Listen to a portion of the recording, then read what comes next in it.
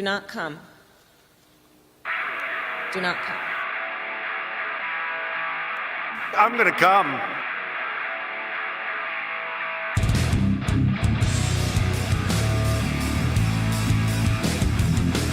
We are also praying for the people of Puerto Rico.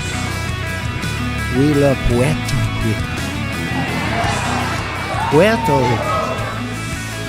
And we also love Puerto Rico.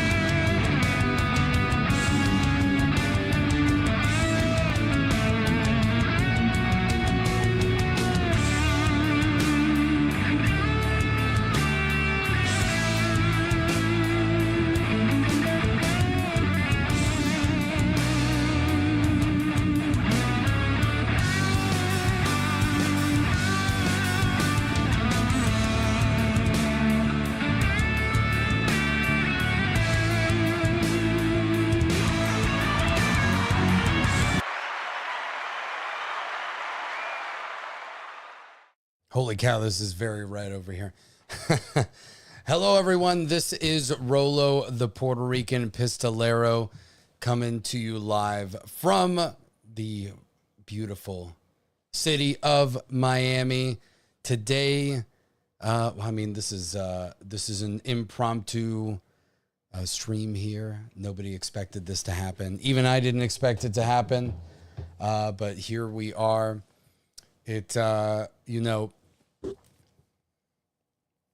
I haven't been doing rants consistency lately. I do have to give a shout. Holy cow, Greg the Goblin. What is this? Okay, we got to give shout outs right away. Cerberus dropped 20 gifted subs pretty much the moment that I scheduled this rant. So I've got to give him a shout out. That's freaking massive. So Mike Prime 199, Egghead, Jeremy, Hessian Boy, Bird is the word. Atlas, Janet, Forgotten Man, Deceptic, Jason Place, A2D2, Sixpin, Jeremiah, Norcross, Cynthia, John Smith, Mash, Keo Saber, Mark Tipton, Stacy S, Mech1164. Welcome to the Candungueros. Thank you for the generosity to Cerberus. Thank you for the $20 gifted sub to Greg the Goblin. Thank you so much. I appreciate you all. The generosity is unwarranted. I have not been consistent in the rants, and it's been tough to get back into the politics. It really has been. There are just so many things that have made me so angry lately, and I've been on this. I call it the path of righteousness, I guess is what you could call it. And so I've been focusing a lot more on family, doing fun things. I've got, a different channel that I'm doing some stuff on that I'll talk about a little bit later. But that's not really what the point of today was. I woke up this morning and I think I've been waking up a lot of days in the last few months where I've just been pretty angry about what's going on. And if you've been watching me here for the last, I think it's like 3 or 4 years now, you've seen some pretty epic rants. You've seen some righteous indignation. But I think that the way that I felt today and the anger and rage that I had this morning is something that I've never really felt before. Because it's one thing for the last few years to have been telling, talking to all of you here on the internet, talking to friends in person about, really a lot of the terrible things that have been going on, and just to prepare for them, especially being in the Second Amendment community for so long. I've always emphasized preparedness. I've always tried to educate everyone here on the Constitution, on your rights, on the ways that, on my evolution of somebody who was an old school neoconservative that really trusted the government. And, my father was in the military for, more than 2 decades. I have a lot of friends who fought in the war on terror, and that sense of patriotism of growing up in the post 9/11 era to then really learning over the years the ways that our governments have betrayed us when it comes to the Second Amendment. And now really in the last few years, how they've tried to censor our freedom of speech. And you learn more and more about how everything that has felt, we felt a wrongness for a few years. I think it really started, for some people who are older than me, it really started probably, during Vietnam, for the really old school, for the really old salts out there. And I think each generation has kind of had their pivotal moment. I think seeing the way that the war on terror was organized and how it played out really opened millennials' eyes to a lot of the corruption within the government. Those that saw how Occupy Wall Street and the Tea Party came out as almost unifying movements, and then there was a wedge driven between us as Americans who, it's almost as if in some ways the liberal and conservative and libertarian viewpoints have merged, exploded, flip sides, and now we're almost on just the side of authoritarians versus anti-authoritarians, freedom and oppression. And seeing throughout the world, Western nation after Western nation fall to authoritarian, anti-speech regimes, the spread of, rampant immigration and unchecked, Islamic terror in Europe, to now we've seen that here for years, to the culmination of just seeing a federal government that truly seems to have nothing but disdain for the American people, especially those that believe in freedom, those who are Christians, those who have traditional values, and those that just want to work without interference. And I think that we've seen a deterioration and a destruction of the Constitution and the social compact with which this government brought this country together, and the way that this country was founded, that it started as a nation of people running away from religious persecution in Europe to, a beacon, supposedly the shining city on the hill, to the trials and tribulations that this country has had to deal with because of, some of the failures that we faced, through slavery and different movements throughout history, to now where, I felt that when I was going to college in the early 2000s, that we had really reached the turning point where we were in a post, racism era. And that, I remember telling politically incorrect jokes and having friends of every race, and everybody was politically incorrect. Everybody could have a good time. Everybody could laugh.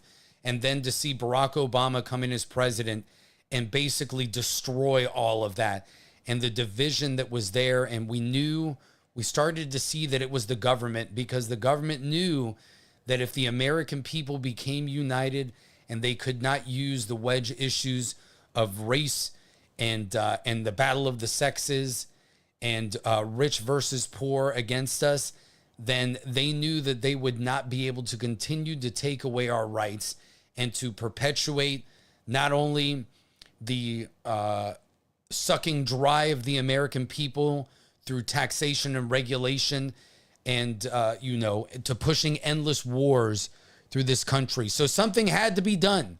They had to start breaking us. They had to start dividing us. Social media started as a force of good.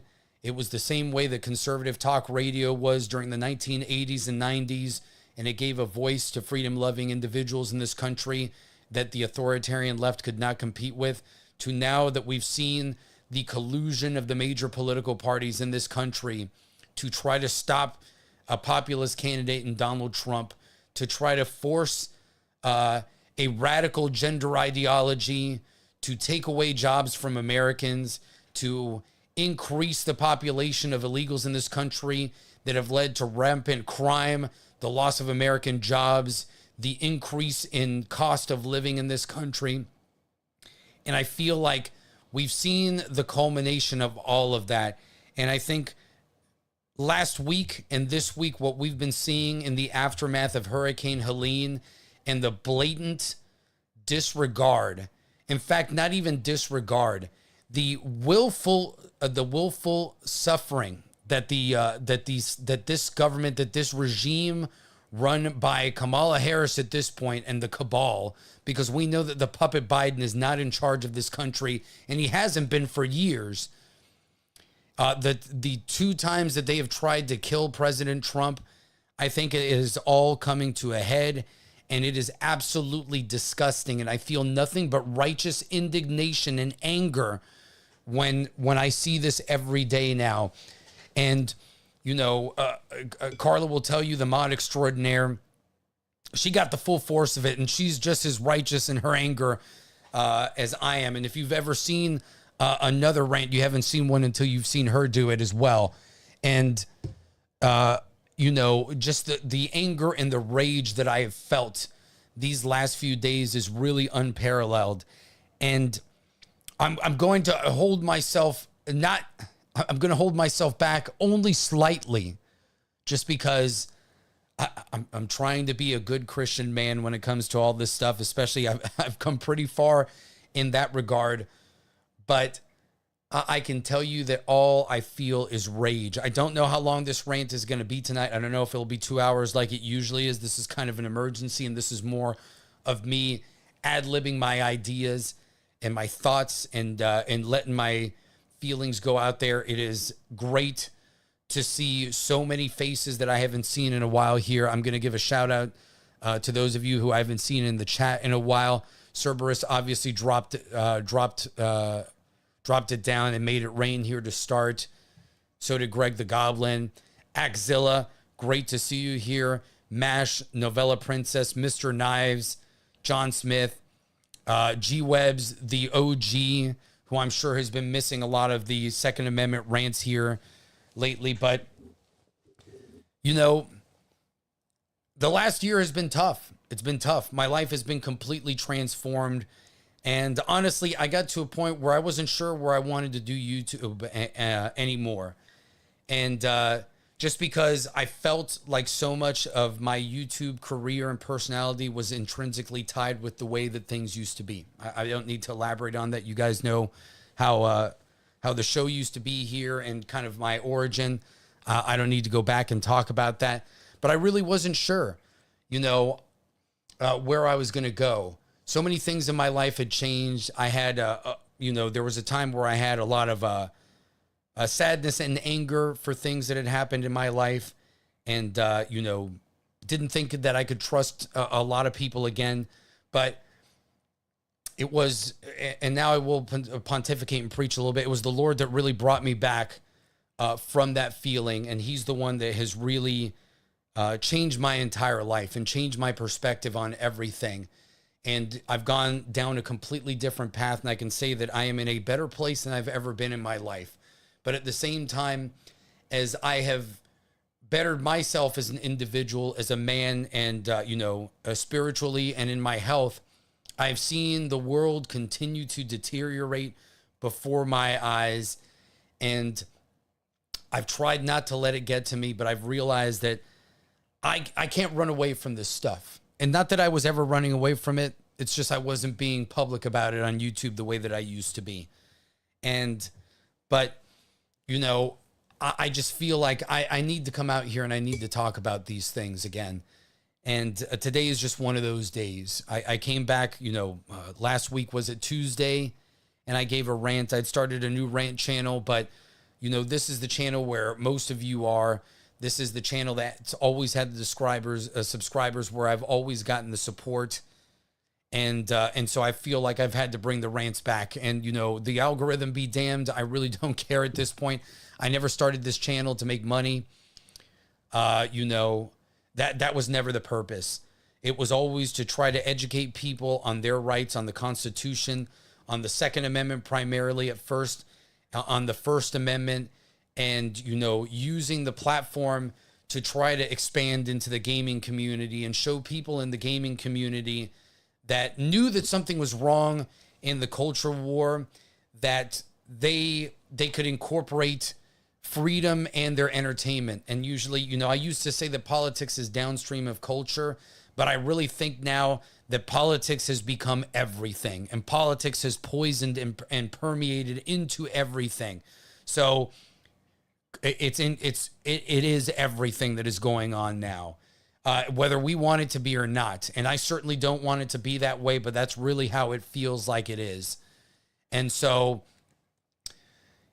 I think that this is a time where we as the American people really need to stand up in righteous indignation for the wrongs that are being committed in this country. And we can't be quiet anymore, because what I'm seeing happen in the Southeast in the aftermath of Hurricane Helene is an absolute travesty, and it is utterly criminal. It is criminal that we have a nation, the most powerful nation in the history of mankind, that can send billions upon billions of dollars to a country that most of this population probably never heard of until 2.5 years ago, that can import millions of illegal immigrants, most of them of military age, most of them who aren't having any problems, give them thousands upon thousands of dollars to come here and stay in hotels, to steal American jobs,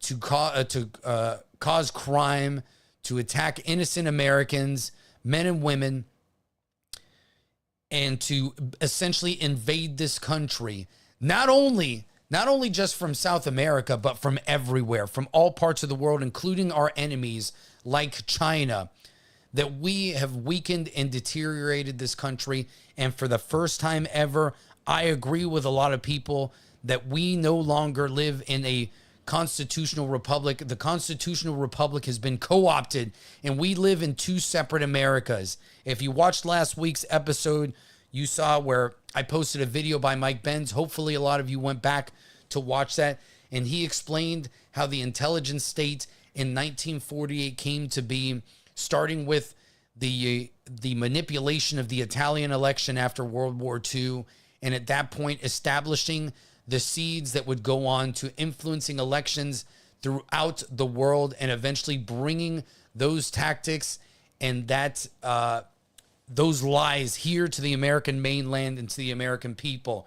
So we in America as citizens are essentially serfs to the greater American empire. So you and I, we live in the physical America. We live in the republic. We thought that that was everything. But going above us is the American empire that is controlled by the State Department and the intelligence agencies and their cronies in corrupt corporations throughout the world that were advancing the principles of democracy throughout the world. But no, they were just enriching themselves, empowering themselves, and imposing their will on the rest of the world, while sucking the republic dry, taking away our rights, taking away our money, and sending our men and women off to fight wars that were utterly pointless overseas. Meanwhile, because of technology and because of our advancements, many of us were utterly blind to it, because our standard of living has reached a certain point that we did not feel the pain that was being inflicted upon us. We were zombies that had no idea what was going on. Now I think most Americans are waking up. It started decades ago, and some people understood, but younger generations did not see it until after they saw how the war on terror was conducted and what has happened over the last few years after the 2016 election. We saw what happened during COVID. We saw what happened during the 2020 election. We've seen how we've not had a president essentially for the last 4 years. We've been run by some sort of secret cabal, a Politburo, like a communist nation. And our blood and treasure has been stolen from us to commit evil throughout this world. That is what is going on. So that is absolutely what is going on right now. And I am seeing it. G-Webs, I absolutely disagree with you on this one, and I will stand by it. And it is because we have been blind to it. And part of the problem is that we have been way too comfortable with what we've been seeing here. Sir, we've made headways in the Second Amendment in a lot of different ways, but they have been stealing our power slowly, and they've been stealing our blood and treasure. And I think the biggest problem is the division and the wedge that they have put here with the American people. And I think too many people have been sleeping to it for so long, and I think that we are starting to see it wholeheartedly. Now, that's the good thing, that we are starting to wake up to a lot of this. You know, I have focused on a lot of the great things, but this is bad. Now, I am seeing good things. I'm seeing a revival in this country, a going back to basics. And I think that we are starting to see this stuff and all of that. So, all right, G-Webs, I'm going to give you an answer, and I'm going to give an answer that some people are not going to like. Some people are going to think it's a little bit of a crazy answer, but it is a multi-tiered answer here, and it explains a little bit about why some of the things that we're seeing here seem so illogical at times, because you cannot look things in a logical fashion when you live in a fallen world, which is exactly what we live in here. So I'm going to pontificate, and I'm going to preach a little bit here. So, no, this is not caused by individuals solely. This country was co-opted decades ago by the military-industrial complex and by the intelligence state. The American people have not been in control of this country for nearly 80 years. And I could argue that it started a little bit before that. It started with Woodrow Wilson. It started with income taxes. It started with all of that. We've been under the illusion, and that is part of the problem. We've been under the illusion of freedom for a long time in this country.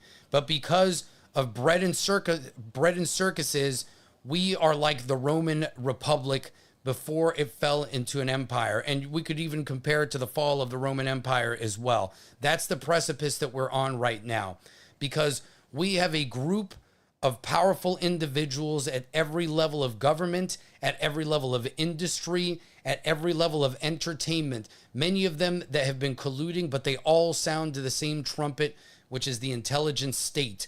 Much of our music, much of our entertainment. Again, I encourage you to check out Mike Benz's video. I will post it again later on today so that you can see some of it. This permeates through every level of American society and American government. And it's something that I personally did not want to believe for a long time. It may sound conspiratorial, but it really isn't. Because when you see how everything in the world is playing out and how we are going through, and the destruction, the willful destruction of morality in this country, it has parallels not only within history, but to things that are happening on a deeper level than what we can see and what we can hear and what we can touch.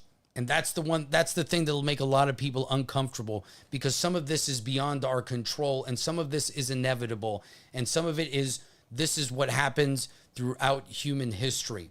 And a lot of it is, again, we have forces that do want the destruction of the American Republic, because in the United States, we are the only country that has a constitution, which at this point has been relegated to a piece of paper by the powers that be, because they don't respect our freedom of speech. They don't respect our constitution. They don't respect the courts. Yes, we've made victories throughout the Supreme Court and all of that. But look, just today, we can see, whether you agree with it or not, Supreme Court said that Joe Biden could not give some amnesty to student loans. Now he started to do that in other ways. He disregarded that. Whether you agree with that or not, I think that that's another battle that's being fought here, that the education system is way too expensive and people are being destroyed for college degrees that they have no business trying to get. But you can already see just the willful destruction of that, where the checks and balances no longer exist. And that is a serious problem. And essentially, states have to become defiant to the federal government in order for the system to work. And that's not really how it should be. The federal government should not have as much power as it has, but we've given it up out of malaise, out of guilt, and out of greed. Those are the factors here. The states have not taken it, all this stuff. So there are many forces here that align. Some of them are combating each other, but ultimately they are all taking advantage of the situations that are going on here and the technology that has been implemented. So because we have so much comfort, because we have more information than ever, we can also be tracked more than ever and manipulated more than ever through the different algorithms that are out there. This is why we see a lot of the things that we're seeing, especially on what we would call the left, where people go crazy. All these TikTok trends come out that are pushing people to do stupid things, that are pushing different trends, that are pushing a lot of this gender bending ideology and the hate that we're seeing. And so I think we are seeing a lot of that stuff. And you're seeing a lot of different forces align because, again, for the vast majority, probably 99% of human history, it has always been an aristocratic class. You can call it the authoritarians, the royalty, the kings, whatever it is, and the peons. It wasn't until the age of enlightenment and the creation of this country that we had a prominent middle class for the first time ever. And you can see with the agendas that they are pushing, whether it is, again, let's go with J.D. Vance's line here. Let's say that global warming is real. If it is, they're not following their own agenda when it comes to this stuff. Why? Because ultimately they want power and they want control. That is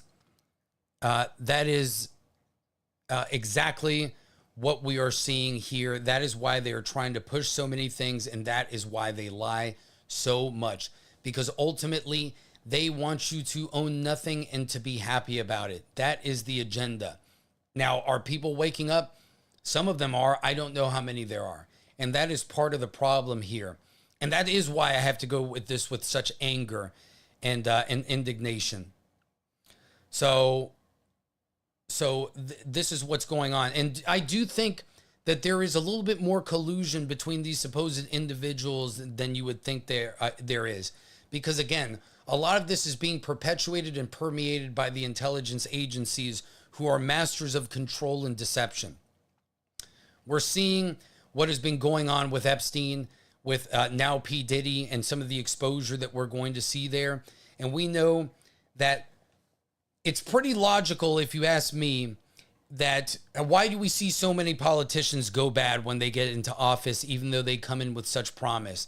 Because at this point, I'm convinced that when they go in there with the right ideals, the minute that they walk into that office, a man in a suit slides a manila folder over to them. And inside that manila folder, they're going to see maybe affairs that this person has committed, maybe affairs that their spouse has committed, maybe terrible things that their children are doing or people in their family. And they are being blackmailed from the start, and they are being manipulated. Because if you were an organization like any of these three-letter organizations, maybe your motive started off as good, that you know what, we've got some dirt on some politicians that are corrupt, we can do something about this. But after a while, just like anything else, a government becomes a mafia. And people start looking and they start saying, you know what, I can enrich and manipulate people for what I want. And so I don't even think it's down to the parties. I think that it is about the institutions between different groups. Some of these groups may have opposing interests. I think ultimately a lot of them start running into groups that are much more powerful that can start manipulating all of these things. Now, you can take this to a spiritual level, and there is a spiritual war. You guys can believe that or not. I personally believe it. And that ultimately is another force that is beyond our control that really brings evil into the hearts of men. Now, it doesn't have to try very hard because we do this ourselves. And in fact, I think most of this has been caused by ourselves, but there is definitely some sort of influence. And that is why some of these things seem so illogical. Why would you destroy your own countries and bring in illegals from the third world? Why would you destroy your economies in order to do that? Because there isn't a logic to some of this. It is just pure evil. And there is a covering up of the depravity that we are seeing here. This is why they are pushing so many absurd and depraved policies like the transgenderism and everything else. It's also to cover up some of the ways that they have poisoned us, either through health, either through food and everything else. That it is, you have a lot of people that are trying to defend their own agendas, and eventually they start working together because they start seeing that, hey, a lot of us have power, a lot of us have money, and we need to defend ourselves, because if the peons ever find out what's really going on here, we're going to have a serious problem on our hands. Now, I think that they underestimated, and I think everyone underestimated, the power of social media, and that has been the factor here. But before Elon Musk came and bought X, we were going to have some serious problems here. We really were, because we see now how Zuckerberg has come out and tried to repent for what he and Facebook did during the last cycle in 2020 and try to take back a lot of that stuff and act like, oh, well, you know, the government told us to do these things. But there is no doubt that the biggest craw in the side, and, you know, I think ultimately it just comes down to governments always want to be authoritarian. This is why we tried to establish a limited government in the United States. And after a while, it's a debate that the founders were fighting against themselves with the Federalists and the Anti-Federalists from the start, because some of the founders didn't think that we needed a Bill of Rights, and the others thought, you're absolutely crazy. Some of them thought, look, we created a country, one nation under God, based on Judeo-Christian principles. All of this is common sense. We don't need to write this stuff down in a constitution because this is all implied. We all know this. And another set of founders was like, no, we can't be that naive. We can't do that, because just for the same reasons that we left Europe for oppression, the hearts of man will eventually catch up to him, and he will destroy whatever he tries to create. And good people will always be taken advantage of by those who are greedy and want power and who are just plain evil. This is what always happens. And this is why we always need to be engaged. For too long, too many of the American people, especially on the conservative side, were like, and the libertarian side, I just want to be left alone, man. I just want to be left alone. That's it. But we can't do that anymore. We can't be left alone, because that is what they prey on. They prey on our apathy. They prey on our comfort, and they prey on our disengagement. That is exactly what they want. And this is something that I've seen throughout every single community that I've been a part of since I've been becoming more and more public. I've seen it in the Second Amendment community. It's why a couple of years ago, we did a presentation on the minority within a minority. And a lot of people probably thought, oh, well, you know, the locked and loaded Latinos, they're going to talk about being Hispanics in the gun community. No, absolutely not. It was about the fact that there are maybe upwards of 150 million gun owners in this country, and fewer than 5 million. And the NRA is a bad example because it's not a great organization, but it was the biggest pro-Second Amendment organization that we had, were 5 million members. And even less people were engaged and are part of GOA, FPC, and all these other organizations. So even though almost half of the people in this country own guns, a fraction of those people that do actually advocate for their own rights. And a fraction of them are the ones that are actually fighting for their rights. And they've gotten victories. But can you imagine if every single gun owner, if every single activist, believer in the Constitution became an activist and an advocate for their rights, they would never be able to get away with anything that that they want. And this is the problem that we have. We've been getting caught up in the rat race. We love our, even conservatives, we are victim to this, which is ironic because we tend to be the ones that are more a Christian and moralistic, so to speak, than the other side. But even we get caught up in the rat race of being more worried about what the Joneses have, buying the newest iPhone, buying the newest cars, going to the best universities and all this stuff, and being disengaged as long as we have the illusion of comfort. And this is why so many of the American people are still voting their rights away, because they have not felt enough pain. They have not felt enough pain here, and they've been disengaged. Because just like I saw in the gun community, and this is something that's been the bane of the gun community since even longer than I've been here, well, that's going on in California. They're a bunch of idiots for voting for this. It's not going on in Texas or Florida, so I don't have to worry about that. I don't have to worry about that. And I don't need to fight legal battles in other states where those fools gave up their rights. That is absolutely wrong. And that is why they slowly try to conquer us state by state, and why people wake up one day and they have no idea what the hell is going on in this country. And that's why you're seeing so many people on social media over the last week that were diehard Democrats and Kamala Harris supporters that are waking up today in tears, seeing the destruction around them, and are wondering how it is possible that the federal government abandoned them. I will tell you what, the federal government abandoned you a long time ago, and they abandoned and betrayed the American people decades ago. But slowly we've been waking up to it. And now, instead of putting those people down, again, this is another problem I saw in the gun community, sometimes saying, well, I told you so, blah, blah, blah. We got to stop doing that crap. We absolutely have to stop doing that crap. And we need to say, I'm sorry that this is what it took for you to wake up, but I'm glad that you're on my side. Take my hand and we're going to fight this battle together, because that's where we are. It's down to the American people. We the people. We the people. We can never forget that, to pull up ourselves on our bootstraps and to get this going.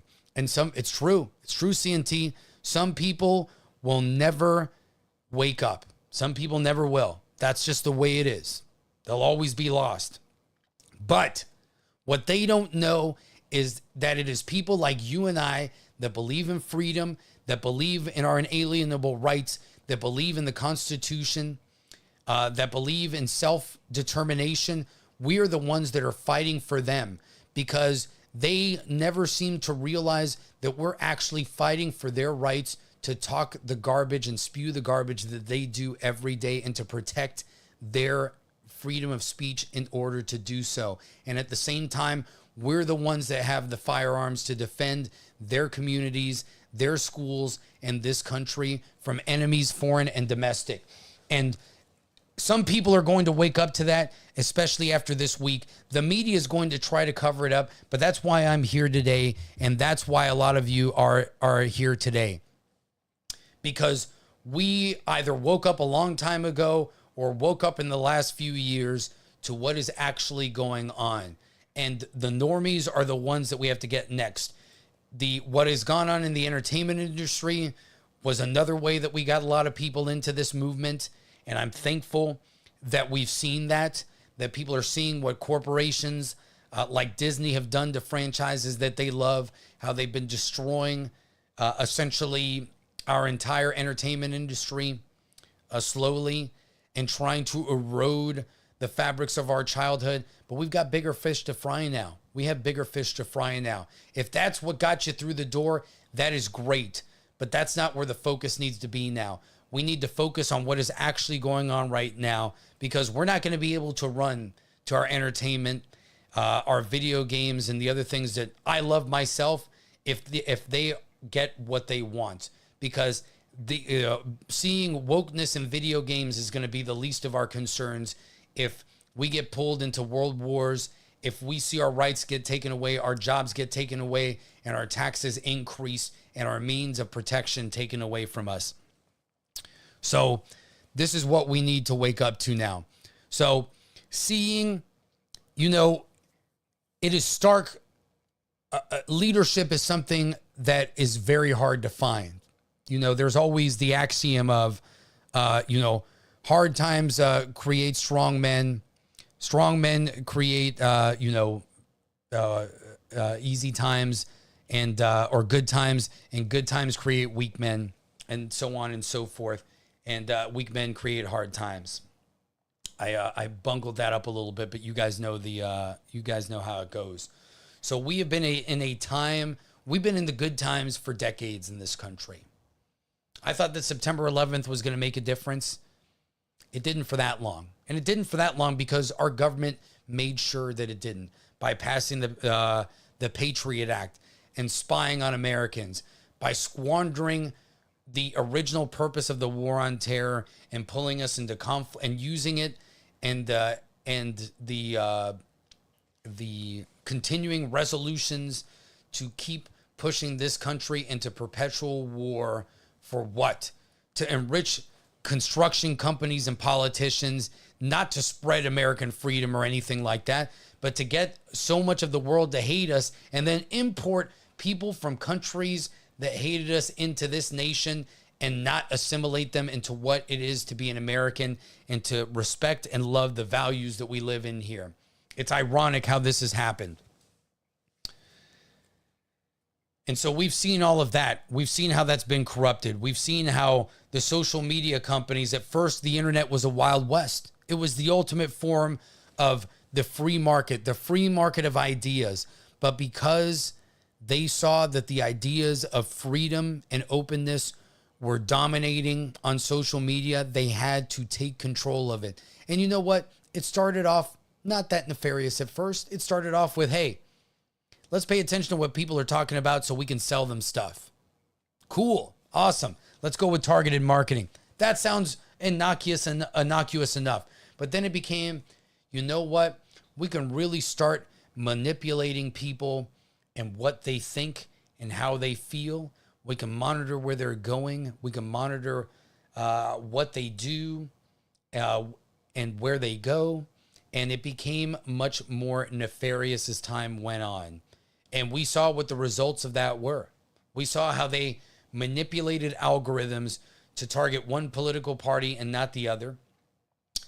And we saw how they were able to hide narratives like the Hunter Biden laptop, push other narratives like Russian collusion, memory hole certain things. You know, you would almost swear that after the first assassination attempt on Donald Trump in Butler, Pennsylvania, that a week later, nothing had happened. If we had not had the Republican National Convention throughout that week later, the media would have tried to memory hole that. And guess what? They really did try. They really did try to act as if we did not almost see a former president of the United States, one who is currently running for office, almost have his head blown off on live television in high definition. That is where we were this close to seeing that happen. An event that probably would have ripped this country in half instantly and taken us into a spiral which we probably would not have recovered from. And then again, it happens barely 2 months later. We saw how they installed a puppet who almost any of us, especially those that were on the right, knew that was a senile old man that was suffering from dementia. He was installed in office. We saw how they shoved through the primaries. We even saw how his future vice president called him a racist, and they tried to memory hole that and act like that didn't happen. But they go after J.D. Vance for saying that he didn't like Donald Trump. This is what they've been trying to do. They've been trying to manipulate things to enrich themselves, to gain more power, because they absolutely hate the American people. They hate what we stand for, and they hate the fact that we can expose them. That is what they hate more than anything else. I truly believe, and this is something that I've been saying for a long time, that there are basically 150 million people, which are the freedom-loving Americans in this country, Maybe there's closer to 200 million. I don't know. I hope so. I hope it's more than half the country at this point that are waking up to this, that are standing on the precipice between global authoritarianism and the destruction of freedom throughout the entire world. It is no surprise that you can look throughout the world and see that there are people that are excited and hoping for Donald Trump to win this election. Whether it's in Japan that you're seeing floats, whether it's in Brazil, who they had some shenanigans go on, and they're afraid with Twitter being suppressed there, with fines being levied if you use a VPN, to Europeans in the UK who are being oppressed and suppressed. We're seeing this all over the world, and they are looking to the last beacon on the hill, the United States, which our government has perpetuated a lot of this stuff throughout the world, but they're looking to we, the American people, to finally stand up and to put a man in office who, he's not perfect.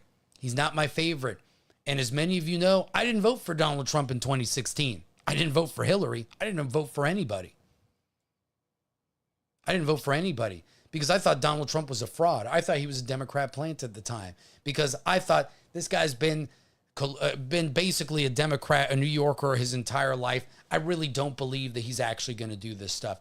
But when he went into office and he started talking the talk and walking the walk, and we saw how quickly they wanted to bury him, first with the Steele dossier and the Russian collusion, then trying to destroy him at every step of the path with impeachments, with the Ukraine stuff and the quid pro quo, with what happened after what happened in the Capitol on J6, with Fauci and his ilk manipulating certain things and lying about the origins of the coup.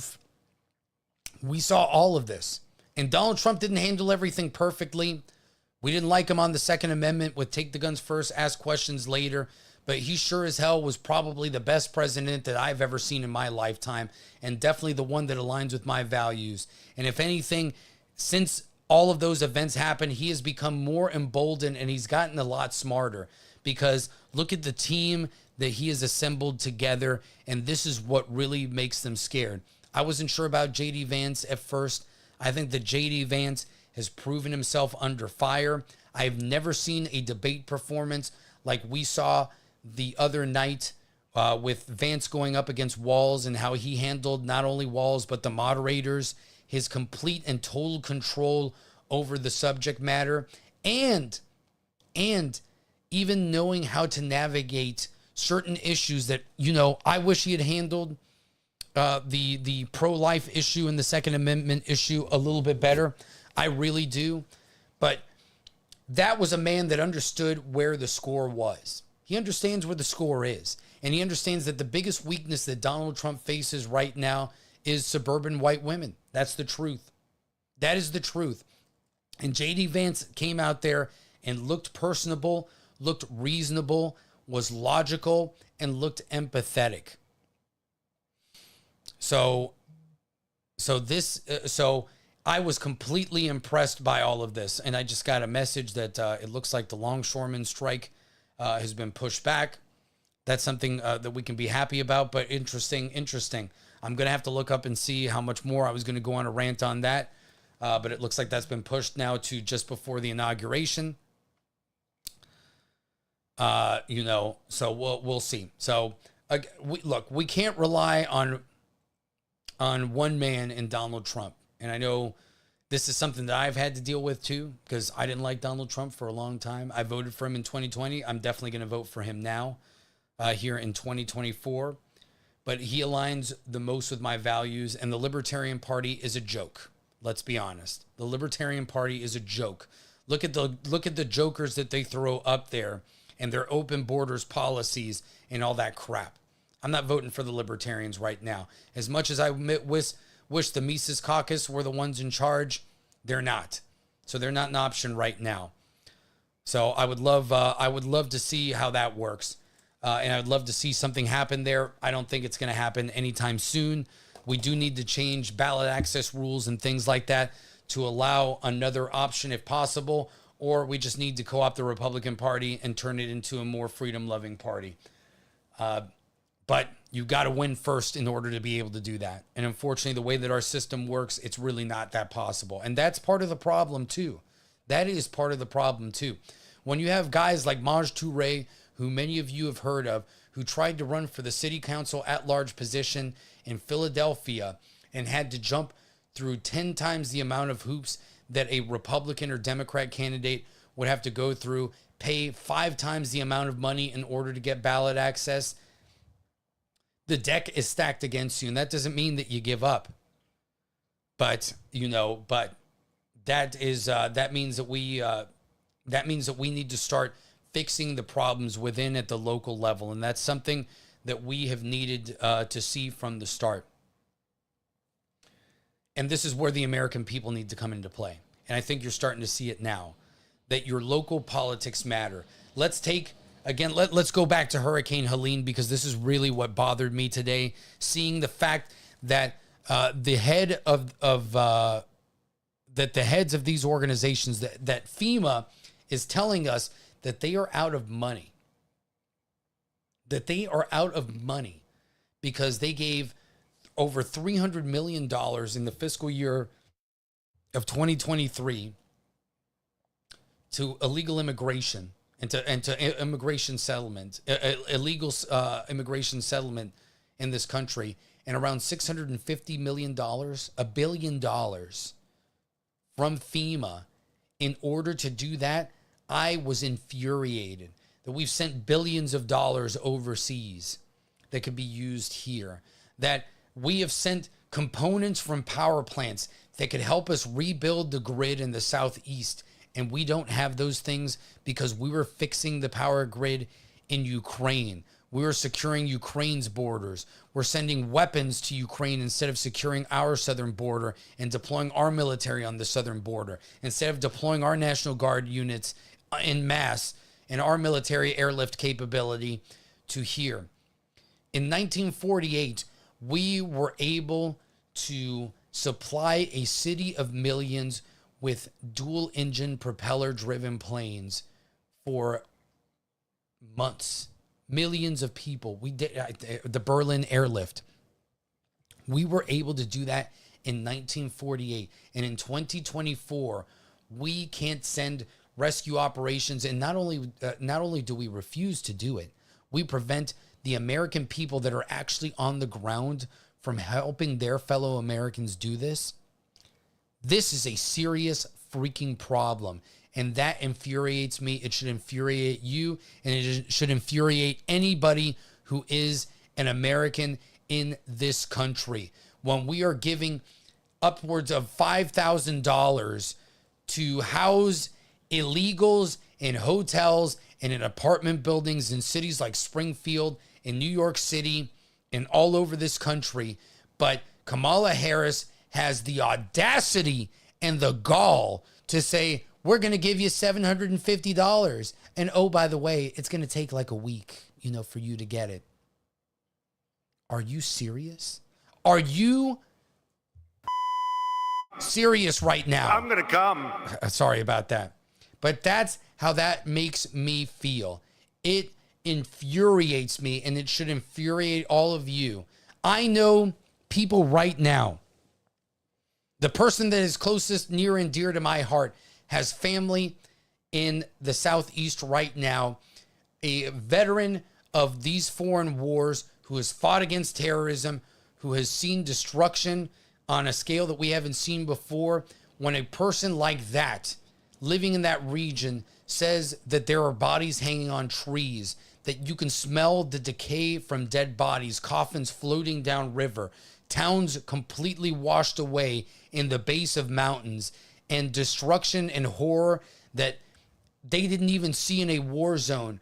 When I hear stories like that, and these are from people that I personally know, not just everyone else who's corroborating this on the internet, who, in this day and age, I believe almost all of these stories, but we can't be sure.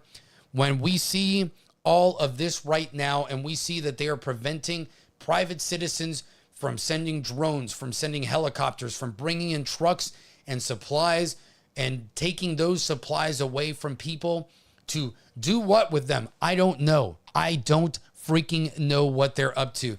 And this is what we're seeing. Corruption on every level, from federal, state, and local. When we see local sheriffs threatening to arrest helicopter pilots because they had the audacity to, on their own dime, to take their own equipment up into the mountains to rescue people, that pisses me off. And yes, we're going to see the excuse of, well, we can't have this much. We got to have control over the situation. We've got to have some organization. We've got to do some of these things safe. All right. Yeah, I agree with some of that. But a lot of this is bullshit because you have had a week to prepare for this. When I see the governor of Florida, Ron DeSantis, declare a state of emergency 4 days in advance of this hurricane, we get our crap together here. Thankfully, Florida was not hit as hard as we thought it would be. But, Georgia, North Carolina, Tennessee have been utterly devastated by this storm. And when I see our governor saying, we're good now in Florida in a lot of cases, we're going to send our National Guard, Texas is sending their National Guard and state guards up there. And when I see Ron DeSantis essentially become the president of the South, because that's what he is by now, he also sent the National Guard to try to break this strike in Florida, which now, again, I'm going to have to look and see what the deal is there. But when I see the governor of a state being more presidential than the actual president of the United States, we've got a serious freaking problem here. And when I see a governor, a Democrat governor of North Carolina, completely missing in action, you know what the score is here, ladies and gentlemen. You know what is going on here. They are trying to take away the ability of Americans to help themselves in order to win this election. That is what they're trying to do, and they want to cover it up, and they want to prevent you from being able to help your fellow man in their time of need, because they don't want you to prove that you can survive without the government. They want you to believe that the government is God and that the government is the Alpha and the Omega, the beginning and the end of everything from cradle to grave. They will pay for everything. They will handle everything. Or, God help you, you will be at their mercy and they will take it all away from you. And that is the message that is being sent to the American people and by the media in this country. That is what is going on here. And the media is colluding with all of this, and they have been from the start. And so it is up to us, the American people, to get off of our asses and to go into these communities and help any way we can. And we're seeing a lot of people do just that, but we're seeing a lot of other people get blocked. One of the things that I have seen, and one of the things that has made me a little bit disappointed, as I've become a Christian and really delved into the Gospels over this past year, it amazes me the fearlessness of not only Jesus Christ himself, which, he's God, right? So he's going to be pretty fearless. But seeing how normal men elevated themselves to the cause. They weren't afraid to tip over tables with him. They weren't afraid to go out into a world that they knew was hostile, in a world that they knew that they would be persecuted just for their beliefs and just for spreading a message. And I see American people that are too afraid to say, you know what, get out of our way. Go ahead and try to arrest us. We're going to go up into those mountains ourselves and we're going to do what's right. And guess what? I see a lot of godliness and moral courage in some people, and I see a lot of cowardice in our politicians. And this is something that we have to, this is something that we need to tap into. We need to be courageous in this time and courageous in our righteousness. We cannot be fearful when we know that we are right on this issue. And yes, that may mean that some people, you may lose your freedom in trying to go there. They may arrest you for sending those supplies in there. They may scold you. You may be ridiculed, and you may be persecuted. But at the end of the day, we have to get the word out, and we have to try to do the right thing here, as not just the American people, but the human beings. But as human beings, that is what needs to go on here, because for too long we've been too afraid to do the right thing. And I think people are starting to wake up, and I think we're starting to see that streak of fearlessness here. And people that are in positions where they can actually make a difference within this government need to get off their asses, and they need to be fearless too. I am proud when I see active duty military members say online that they are taking days off in order to circumvent the inaction that they're seeing within the Department of Defense and the National Guard, and they're going with their buddies, their brothers in arms themselves to go up into those mountains. And they're saying, you know what? We know they're not going to send us there through the government, but we're going to use our God-given skills and abilities here to help the American people. When you see all these organizations give and go out there and circumvent what's going on with FEMA themselves and do that hardens me. When I see Elon Musk say that he's going to give Starlink and provide communication to these people, that heartens me. But we need even more and more of that. We need people to document these things. We need people to expose the, on some levels, the incompetence, and on other levels, the malice of the government agencies at every level, and expose what we are seeing right now. So this is what we need to see, and we need to hold, and it is going to be up to Donald Trump and J.D. Vance to amplify this and to have the courageousness too in their hearts to say, I don't care if you think that I'm politicizing this issue. I'm not politicizing anything. You've politicized this through your inaction. Your inaction and your callousness, because they would do anything to win this election. They will absolutely do anything, whether it's the more than 210,000 unconfirmed, people on the voter rolls that haven't had to prove their citizenship in Arizona that they're not going to conveniently take care of until after the election, or allowing a state like North Carolina that's a swing state now, because the Western region, which is probably predominantly conservative, now get wiped off the map, and hope that the people don't pay attention to it and that the cities like Charlotte will carry them to victory. That is cynicism on a level that that goes in. So we need to really do this. And I agree, old Renaissance boomer. You need to be careful. You don't want more people to get caught in there. But when you see and hear stories of charity organizations going in and having FEMA essentially steal their products right now, then that is a serious issue, because there are organizations that have dealt with this stuff that were down on the ground during Harvey, Irma, and Hurricane Maria that are being restricted from what they do. There are veterans and active duty military going in there on their own accord as civilians who know what they're doing, who are not being allowed to do what they need to do. And there are National Guard and active duty military troops who are being forced to sit there and twiddle their thumbs because of bureaucratic bullshit that we've seen in every phase here. And the last thing that I want to see is what happened in Hurricane Maria, where supplies were dropped off and weren't touched for months because local municipalities either didn't know they were there or didn't distribute them, again, because of malice, incompetence, or stupidity.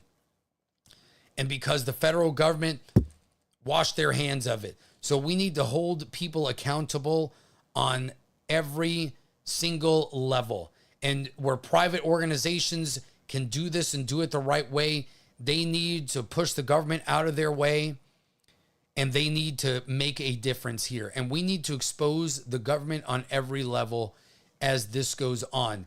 And that is part of the reason why they don't want a lot of these organizations here anyway, because every day that the American people see other Americans able to achieve what the government says is impossible, they will be exposed, and they will absolutely see that we don't need them and that we won't accept them taking and stealing our money from us, because that's what they're doing, stealing our money from us and giving it away to foreign entities that hate us, and to bring in people that will not assimilate. And my heart goes out. There are millions of people throughout this world that are genuinely suffering. But I'm sorry, until when When I see Americans living in poverty because they can't get jobs, or because we've outsourced manufacturing to China and to Mexico, when I see people who are homeless, many of them veterans, because they've been poisoned by fentanyl that is being imported by China and the drug cartels. When I see single parent households struggling paycheck to paycheck, or even dual parent households making $100,000, barely able to survive in certain places, and housing prices skyrocketing, interest rates exploding and ballooning, and people my age unable to have the American dream, and in many cases choosing not to have children, not because they bought into the left-wing propaganda, but because they truly feel that they can't afford to have them. That is a sad testament in what is the richest country that has ever existed on this planet, and it is not even close that margin. When I see us being sold out by politicians left and right, sold out by corporations left and right, sold out by a media left and right, that enrages me. And we have to wake up our fellow Americans and hold out our hands. Some of them will slap it down and they will spit in your face. That's the way it's always been when you try to do the right thing. That doesn't mean that you quit. And those that do show finally repentance for those ideas, that finally wake up, we can't spit in their faces and slap their hands away either. We need to say, welcome to the club. Now I'm going to show you the way. And I will teach you what you have been blind about for so long. When the scales fall down from their eyes, be ready to show them grace and to take them on the path of righteousness that we are on right now. Do not be afraid. Do not push them away. Again, this is something that I've seen in every community that I've been in, whether it's the gun community, whether it's in church. There are too many people who are quick. There's an arrogance sometimes that we have, and a smugness because we were right. We were right, or we were on the path right here. So a lot of times, many of us, and I'm not saying it's anybody here, but I'm sure you've seen it, where it's like, oh, yeah, I told you so. Or, oh, no, I'm not letting you in. Your sins were too great. Your sins were too great, and you're irredeemable. Just like Hillary Clinton said, a basket of deplorables, right? No, we have to be able to show grace on every level, whether it is political or spiritual, personal. If people are waking up, we need to teach them so that they don't fall back and backslide into this and allow themselves to be taken advantage of again. And so that they can help us teach the future generations what freedom is all about. And we have to set that example. Yes, and it can be very painful. And it sucks sometimes being the better man. Believe me, I know a lot about that. It can be very difficult to swallow your pride and walk away when you felt like you've been wronged.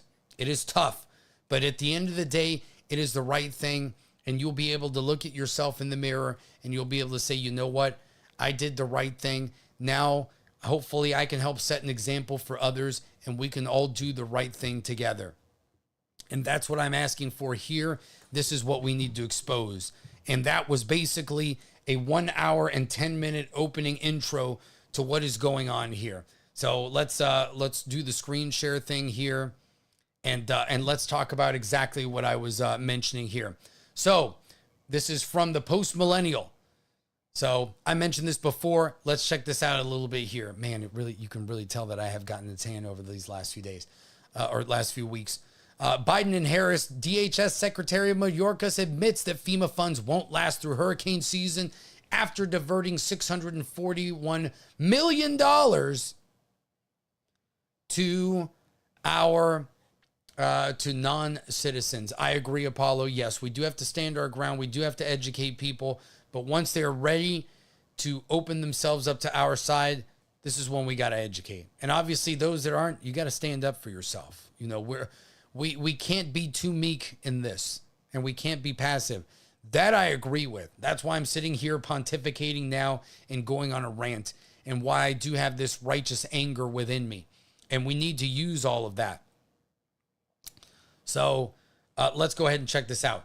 The Biden and Harris Department of Homeland Security Secretary Alejandro Mayorkas, a fool that needs to be thrown out of office. But, we just did a token impeachment knowing they wouldn't go there, but whatever.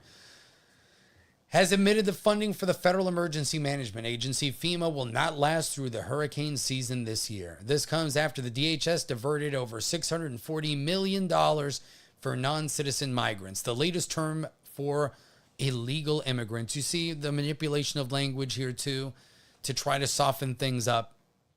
It's all garbage. It's total BS.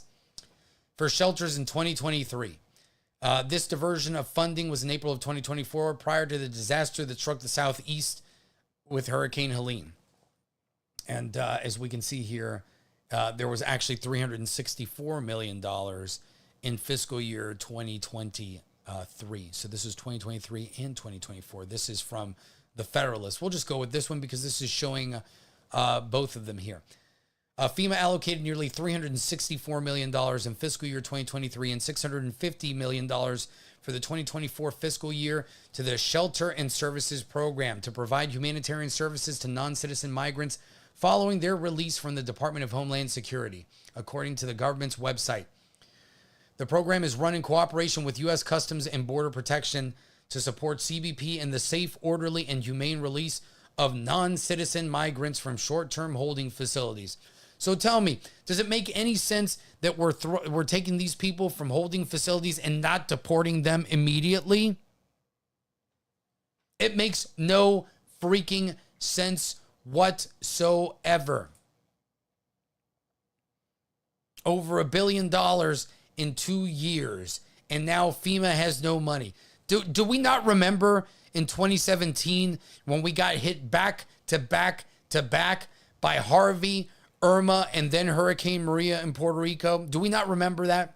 I guess we don't remember it because everybody keeps saying that Katrina was the worst disaster and 3,000 people died in Puerto Rico after Hurricane Maria. But, of course, most people seem to forget that we in Puerto Rico are U.S. citizens and that we're part of the United States. So, but that's another beef that I have for another time. But so we don't remember that this happened only a few years ago, and we didn't think to ourselves, man, maybe we should have a little bit of money just in case that this may happen again. Because usually in a lot of years, we see at least like 2 hurricanes hit the United States. Like, let's be honest, that's pretty common. That's been going on for decades, essentially. Sometimes we get lucky and there really isn't one. Sometimes we get unlucky and there are 3 or 4. It just depends on the luck of the draw here. So an anonymous X account highlighted the program after MSNBC pundit Michael Steele sought to portray Michael Steele, another loser here. Can you believe that this guy was the head of the RNC? I can, because the Republican Party's been useless for decades. Sought to portray former President Donald Trump as the commander-in-chief who denied Americans full relief from catastrophic weather events. And this is what he said. In case folks forgot what Trump did to FEMA's relief fund, Steele wrote to frame a post about the former president pulling $271 million from DHS to detain migrants. The NBC article featured in Steele's post said that the U.S. ICE pulled $155 million directly from FEMA's disaster fund, just a fraction of the resources used by the Biden-Harris administration to care for illegal border crossers. FEMA's top priorities under the incumbent administration, meanwhile, do not include disaster relief among the top 2 goals of the Emergency Services Agency.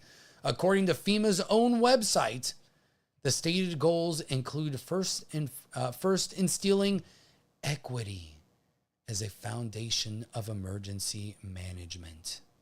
Oh, equity. Equity. Oh, yes, instead of equality. Huh. Equity. Oh, so, equity is just code word for the left to say minority communities instead of everybody being equal. Not everyone like equality, but communities of color, minorities, things like that. So this is all garbage here. This is all garbage. We know what's going on here. While FEMA routinely prepares for colossal rescue operations with resources lined up in the days ahead of major storms, such pre-stage support was clearly not available to the residents in the Appalachian towns that were washed away by overwhelming rains from Hurricane Helene. Hundreds remain missing as the storm becomes the Biden administration's Katrina moment.